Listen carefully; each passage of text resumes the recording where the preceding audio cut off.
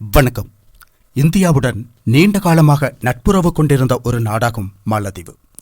ஆனால் தற்போதைய மாலத்தீவு அதிபர் முகமது மொய்சு ஆட்சிக்கு வந்த பிறகு இந்தியாவுடன் சில பிரச்சனைகள் ஏற்பட்டன என்பதை நாம் அறிவோம். இந்தியாவிற்கும் மாலத்தீவிற்கும் இடையிலான சில கூட்டு திட்டங்களின் பகுதியாக அங்கு இருந்து வந்த இந்திய வீரர்கள் நாட்டை விட்டு வெளியேற வேண்டும் என்று அடம் பிடித்தார் மொய்சு.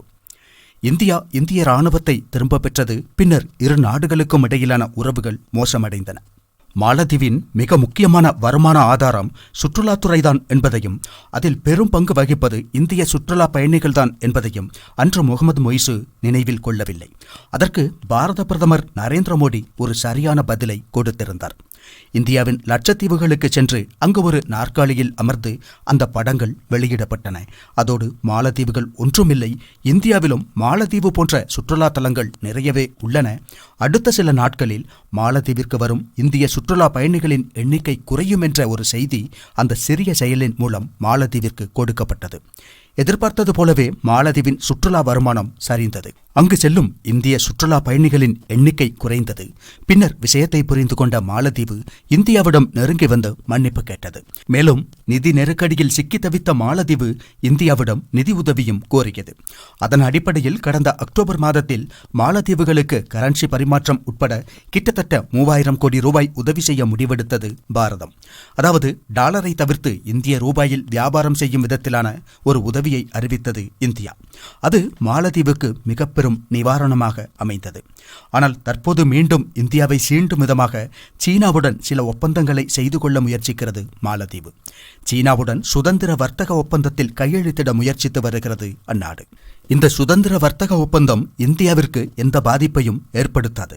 ஆனால் மாலத்தீவு சீனாவுடன் சுதந்திர வர்த்தக ஒப்பந்தம் செய்து கொள்ளும் போது அந்நாடு பெரும் வருவாய் பற்றாக்குறையை சந்திக்க நேரிடும் என்று எண்ணுகிறது இந்தியா. இந்த ஒப்பந்தங்களில் கையெழுத்திட்டால் மாலத்தீவுக்கு ஆண்டுக்கு ரூபாய் 259 முதல் 346 கோடி வரை வரி வருவாய் இழப்பு ஏற்படும் என்று மதிப்பிட்டுள்ளது இந்தியா. மாலத்தீவு போன்ற சிறிய நாட்டிற்கு இந்த வருவாய் குறைவு கண்டிப்பாக அவர்களின் நிதி நிலைமையை பாதித்து கடும் நெருக்கடிக்குள் தள்ளும். பாகிஸ்தான், இலங்கை உட்பட உள்ள வேறு சில நாடுகளிலும் இதையேதான் செய்துள்ளது சீனா. அந்த நாடுகளையெல்லாம் இதுபோன்ற சில ஒப்பந்தங்களின் மூலமாகத்தான் கடன் வலையில் சிக்க வைத்தது சீன நாடு. எனவே மாலத்தீவு இந்த ஒப்பந்தத்திற்கு உடன்பட்டால் அது அந்த நாட்டிற்கு வரி வருமான குறைவை ஏற்படுத்தும்.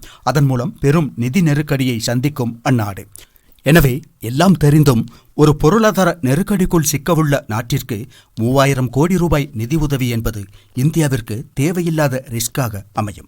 எனவே மாலத்தீவுக்கு வழங்கக்கூடிய உதவிகள் குறித்து இந்தியா மறுபரிசீலனை செய்து வருவதாக அறிய முடிகிறது. சீனாவுடனான இத்தகைய சுதந்திர வர்த்தக ஒப்பந்தங்கள் தெற்காசியாவின் வர்த்தக நிலையை சீர்குலைக்கும் என்றும் எண்ணுகிறது இந்தியா. எனவே சீனாவுடன் சுதந்திர வர்த்தக ஒப்பந்தம் செய்து கொள்ள வேண்டாம் என மாலத்தீவுக்கு அறிவுறுத்தப்பட்டுள்ளது. அந்த அறிவுரையை மீறினால் நிச்சயமாக இந்தியா மாலத்தீவிற்கான பாட வகுப்புகளை மீண்டும் தொடங்க வேண்டிய நிலை ஏற்படும். அதோடு இந்தியா வழங்கவிருந்த அனைத்து உதவிகளையும் ரத்து செய்யவும் வாய்ப்புள்ளது.